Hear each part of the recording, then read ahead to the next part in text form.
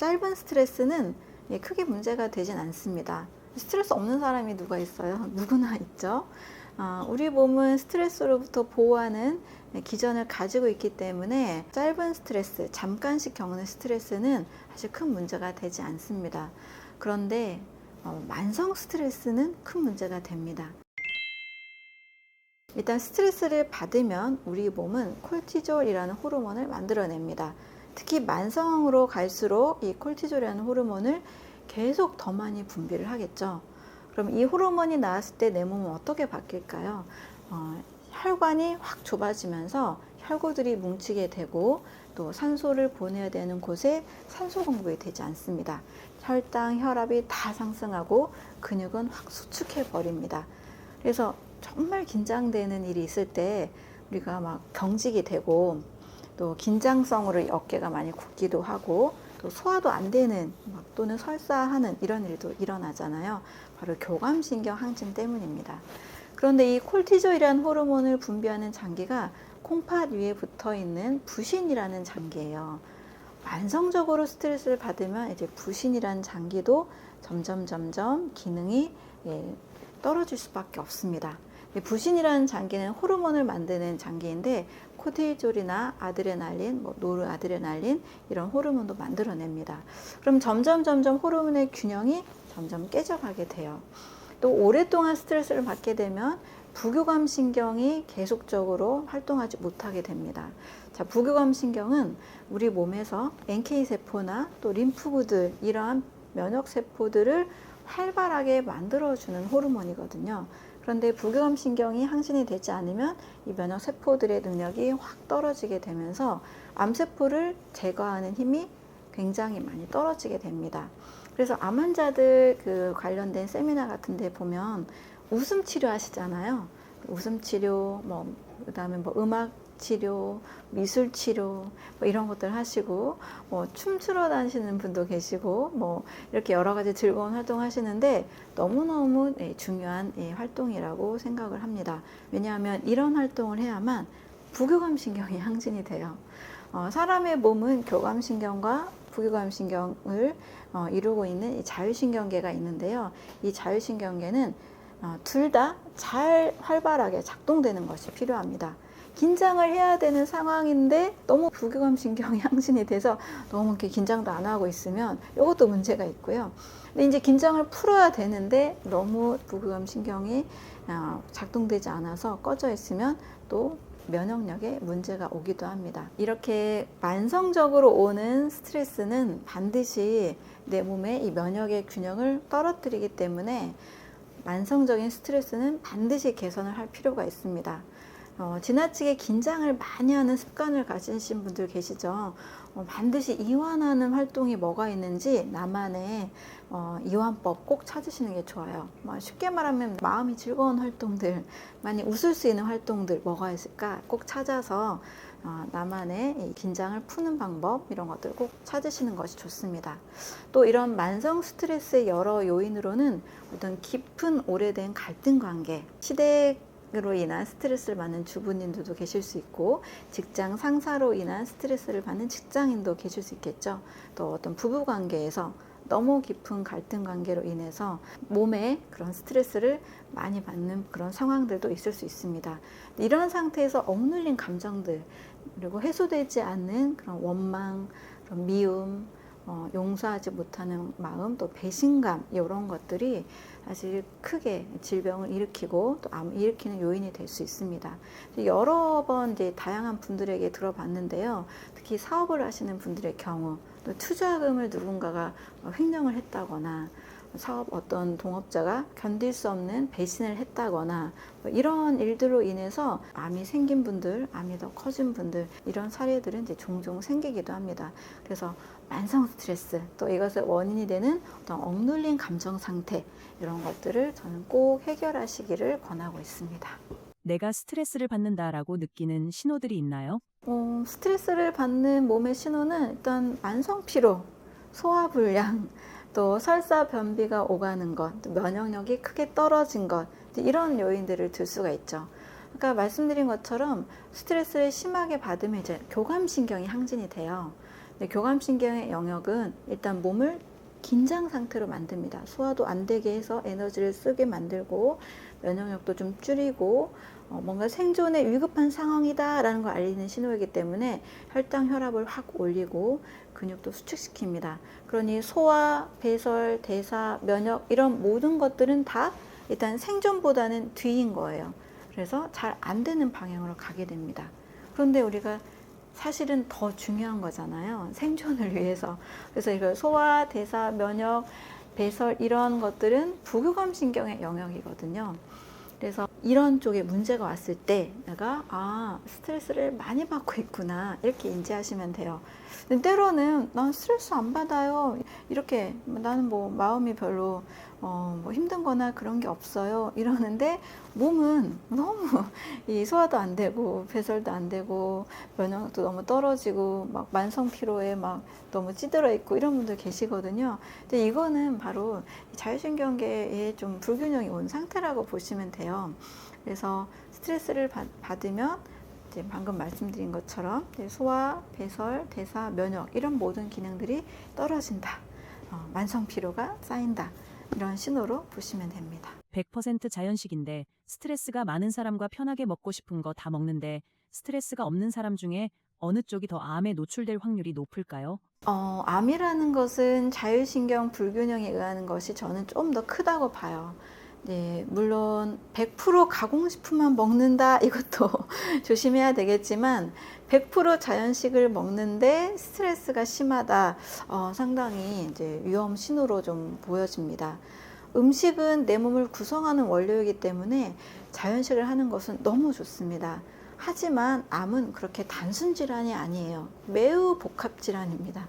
매우 다양한 원인을 가지고 있어요. 뭐 음식만 가지고 되는 것도 아니고 산소 부족, 운동 부족, 그다음에 수면 부족, 스트레스 과다 이런 것들로도 암이 충분히 생길 수 있습니다. 몇 대 몇이라고 보긴 참 어렵지만 스트레스가 심하다 이 말 자체가 아무리 자연식을 먹어도 암이 일어날 수 있다라는 것을 내포합니다. 실제 그런 상담 사례도 있었거든요. 100% 자연식만 했대요. 그런데 암이 재발이 됐어요. 너무나 안타깝죠. 그런데 이제 이분의 평상시 이제 대화를 통해서 어떤 그 분위기를 제가 느낄 수 있잖아요. 굉장히 불안도가 높았습니다. 굉장히 완벽주의를 추구했어요. 그래서 100% 자연식을 잘 하셨겠죠. 이 완벽주의를 추구하고 암과의 막 전쟁을 치르듯이 이거 지키고 이거 지키고 이거 지키고 이거 했고 이거 안 했고 막 이런 것들을 너무 꼼꼼하게 하시는 그 성향이 하나도 안 바뀌셨구나를 제가 이제 느낄 수가 있었습니다. 그래서 이렇게 100% 자연식을 해도 스트레스 요소, 어떤 교감신경 항진 부분, 어떤 성격의 완벽주의, 철저함 이런 것들만 너무 많이 추구할 때는 또 암이 재발될 수도 있구나라고 보고 있습니다. 조금 식생활을 한 70%, 뭐 80% 이 정도를 하시면서 즐거운 생활을 하신다. 그런다라면 저는 훨씬 더 암의 재발 확률이 더 낮을 거라고 봅니다. 하지만 식생활을 100% 가공식을 하고 즐거운 생활을 한다. 이거는 또 내 몸을 이루는 원료가 좋지 않기 때문에 그것도 좀 문제가 될 수가 있겠죠. 하지만 너무 강박적인 자연식보다는 약간 여유를 가지고 하시더라도 즐거운 생활을 하는 것이 훨씬 더 면역력을 높이고 암이 재발되지 않는 환경, 생기지 않는 환경을 만드는데 더 유리하다고 보고 있습니다. 스트레스로 몸이 긴장되어 있을 때 해주면 좋은 행동이 있을까요? 가장 많이 빠르게 해결할 수 있는 방법은 바로 복식호흡이에요. 우리가 스트레스는 사실 짧게도 많이 오잖아요. 누군가 굉장히 뭔가 화를 냈다거나 화난 상황이 생긴다거나 했을 때 확 이제 혈압이 올라가죠. 이럴 때 심호흡하세요 이런 말 많이 하잖아요. 옆에서 맞습니다. 이 심호흡 하는 동안, 특히 복식호흡을 하는 동안 이 호흡과 함께 교감신경이 확 이제 같이 내려갈 수가 있어요.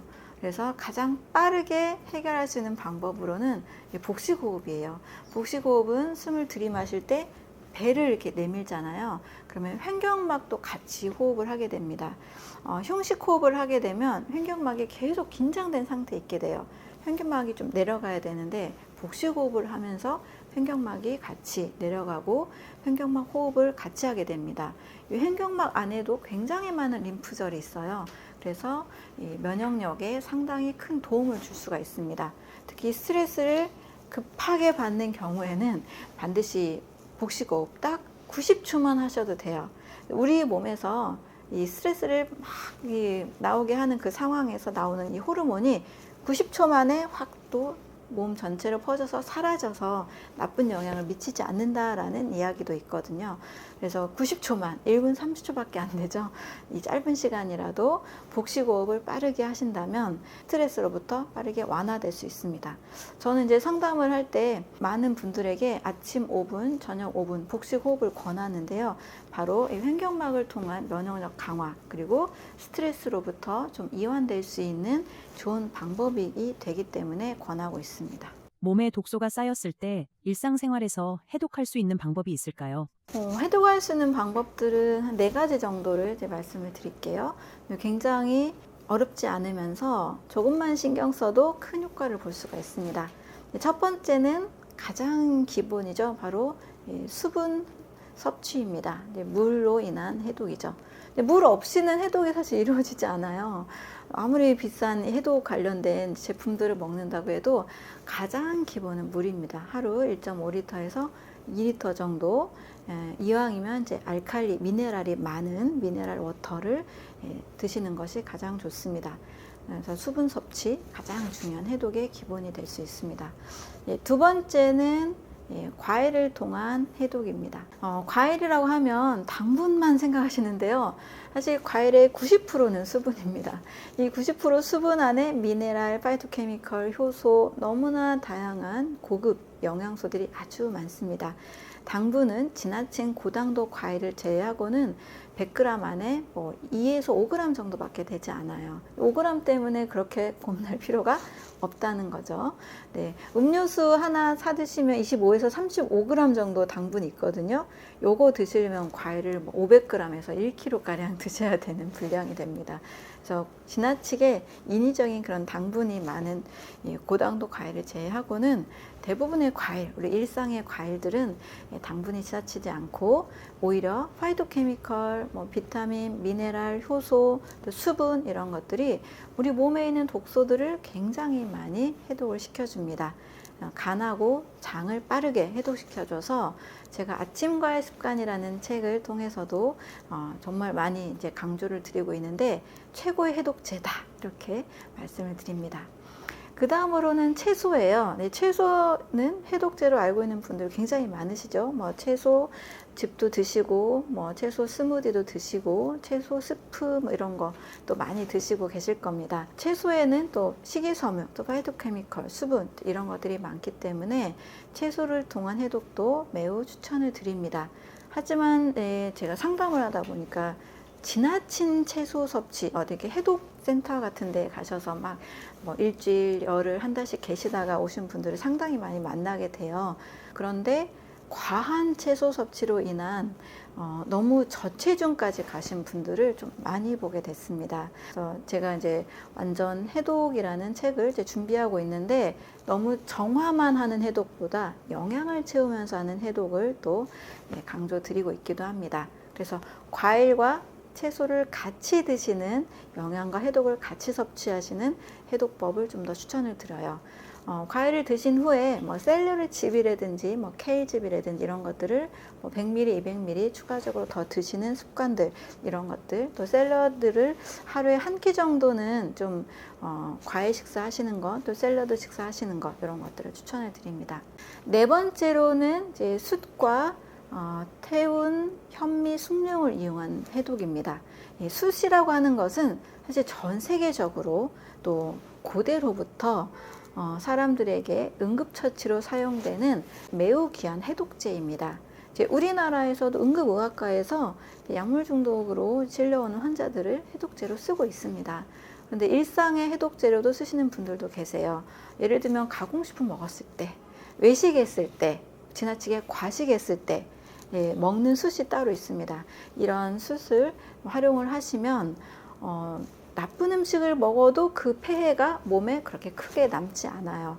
그래서 만약에 적게 드시는 걸 추천드리지만 어쩔 수 없이 뭐 치킨을 드셨다거나 햄버거를 드셨다거나 또 외식으로 좀 과식을 했다거나 이럴 때는 이 숟가루, 뭐 차콜 캡슐로 이렇게 살 수도 있고요. 이런 것들을 잘 활용하시면 좋습니다. 또 이와 비슷한 효과를 내는 게 바로 이 현미를 태워서 만든 이 누룽지 숭늉물입니다. 곡식을 태운 것도 이 숟가루와 같은 효과가 있습니다. 그런데 이제 숭늉은 물만 마시면 되니까 숟가루를 먹는 것보다 조금 더 좀 편한 방법이 될 수 있겠죠. 집에서 이 누룽지를 태워서도 만들 수 있거든요. 이런 태웠다고 다 나쁘다고 생각하기 쉬운데 발암성 물질은 동물성 단백질이 위험하고요. 이렇게 곡식을 태운 것들은 숟가루와 같은 정화 효과가 있다는 것을 기억하시면 좋겠습니다. 그렇다고 너무 진하게 너무 많이 드시는 것보다 적당한 농도로 꼭 정화가 필요할 때, 또 해독이 필요할 때, 현재 뭐 면역에 문제가 있거나 독소가 많다라고 생각이 될 때, 이럴 때 드시면 좋습니다. 자, 이렇게 일상에서 수분 섭취, 과일과 채소, 그리고 숯과 현미를 태운 숭늉물을 통해서 이런 것들로도 해독을 쉽게 할 수가 있습니다. 현미 태운 누룽지 물을 마시고 알갱이도 마저 먹으면 해독 효과가 2배가 될까요? 현미를 태웠을 때 알갱이까지는 사실 권하지 않고 있습니다. 숟가루를 태운 성분과 또 곡식을 태운 성분이 좀 다르기 때문인데요. 왜냐하면 곡식을 태운 성분에는 녹말로 구성이 되어 있기 때문에 칼로리가 올라갈 수가 있습니다. 그래서 굳이 알갱이까지 드시는 것보다는 그 태운 효과를 가지고 있는 우러낸 물만 먹는 것이 더 안전하다고 보고 있습니다. 당뇨가 있거나 당 수치가 불안하신 분들도 과일만 먹을 때 해독이 되나요? 아니면 채소도 같이 먹어야 좋을까요?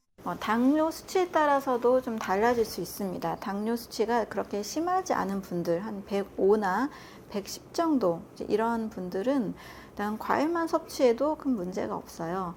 140까지 있으셨던 분이 과일만 드시면서, 사과 드시면서 당 수치가 90까지 떨어진 분들도 계십니다. 그런데 많은 분들이 저는 이제 불안해 하시니까 심리적으로 불안하면 당이 또 올라갑니다. 그래서 일단 당뇨가 있는 분들이라면 저당도 과일과 함께 생채소를 또 너무 많이 드실 경우 가스가 차는 분들이 또 당뇨 환자분들에게 또 많이 겹치기도 합니다. 소화력이 좀 약한 분들이 많으시기도 하고요. 익힌 채소를 같이 드시는 것을 추천을 드립니다. 또 채소, 과일과 채소를 갈아서 달지 않게 만드는 것도 비교적 안전합니다. 과일을 간 과일 주스는 절대 안 되고요. 약간의 과일, 사과 정도와 함께 양배추, 케일, 샐러리 이런 것들을 갈아서 드실 경우 당분이 그렇게 올라가지 않습니다. 그래서 과일과 채소를 같이 병행하는 방법이 더 안전하다고 추천을 드립니다. 요즘 착즙기도 많이 나왔는데 과일이랑 채소를 즙을 내서 먹는 건 어떤가요? 채소만 착즙했을 경우가 가장 안전합니다.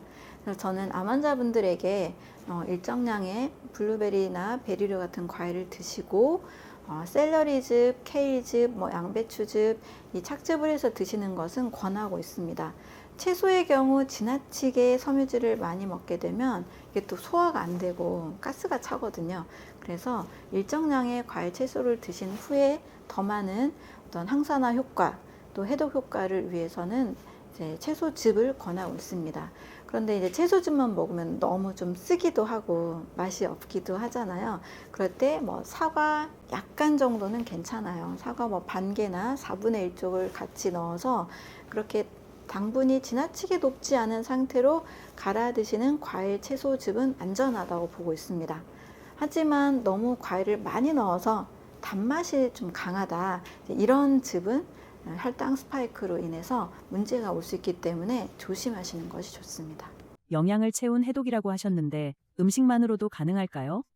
영양 해독의 일단 목적은 세포 자체를 더 튼튼하게 만들어서 세포가 가지는 자연 해독력을 높이기 위한 겁니다. 특히 이제 간 세포 같은 경우 재생이 잘 된다고 알려져 있죠. 그리고 우리 몸의 70%의 해독을 간에서 합니다. 그런데 독소가 많은 음식을 많이 먹으면 일단 간 손상이 심해지죠. 근데 이 간이 좋아하는 영양이 따로 있습니다. 바로 비타민 A, C, E나 그리고 여러 폴리페놀이나 베타카로틴 같은 항산화 물질이에요. 이 영양소가 간세포에 반드시 필요합니다. 간 해독의 1단계에서 꼭 필요한 영양소거든요. 그래서 제가 정화 해독, 너무 물이나 너무 막 채소만 먹는 정화 해독만 하면 안 되고 영양 해독, 영양을 채워서 해독력을 올리는 영양 해독을 강조하기도 합니다. 그런데 이제 환자분들을 만나다 보면 점막이 일단 굉장히 손상돼 있어서 음식으로 이 영양을 섭취해도 흡수가 안 되는 분들이 많으세요. 살 안 찌는 분들, 또 너무 마른 분들도 계시잖아요. 또 먹어도 바로 빠져나오는 느낌이에요. 이런 분들 계십니다. 이런 분들은 점막 재생부터 회복을 시켜줘야 돼요. 저는 이럴 경우에는 이제 고품질의 영양 보충제도 같이 권하고 있습니다. 모든 분들에게 영양제가 필요해요. 이건 아니고요. 일정 기간, 특히 암 환자처럼 영양이 많이 필요한 상태, 영양을 흡수하지 못하는 분들의 경우에는 점막 재생을 시켜주는 점막 재생 영양소부터 해서 또 간 해독에 도움이 되는 여러 항산화 물질이 풍부한 영양소, 또 미토콘드리아가 손상되어 있는 분들도 상당히 많이 계십니다. 그래서 미토콘드리아 기능 검사를 통해서 보면 상당히 이제 에너지를 만들지 못하고 계시거든요. 이런 분들에게도 미토콘드리아에 꼭 필요한 영양소 있습니다. 이런 영양소들을 보충해서 드시게 되면 일단 음식이 주는 효과와 함께 플러스 알파가 되어서 회복력이 정말 많이 빨라집니다. 어떤 이제 폐암 환자의 경우에는 46kg 정도에서 4개월 만에 52kg까지 찌면서 폐 조직이 25% 정도 이렇게 늘어나는 것을 보게 되었습니다. 폐는 재생이 안 된다라고 보통 알고 계시죠? 저는 우리 몸 전체, 간세포만 재생되는 게 아니고요. 우리 몸 전체는 재생이 돼요. 그래서 조직 재생을 실제 사진을 통해서 확인하기도 했고, 또 환자의 몸에서 이제 호흡이 어려웠던 몸에서 또 폐 섬유화까지, 흉수까지 차 있는 상태에서 이제 폐 정상화가 되고 섬유화도 사라지고 또 폐 조직도 커지고 호흡하는데 아무런 문제가 없는, 운동을 3시간씩 할 정도로 체력이 좋아진 이 사례도 경험한 적이 있습니다.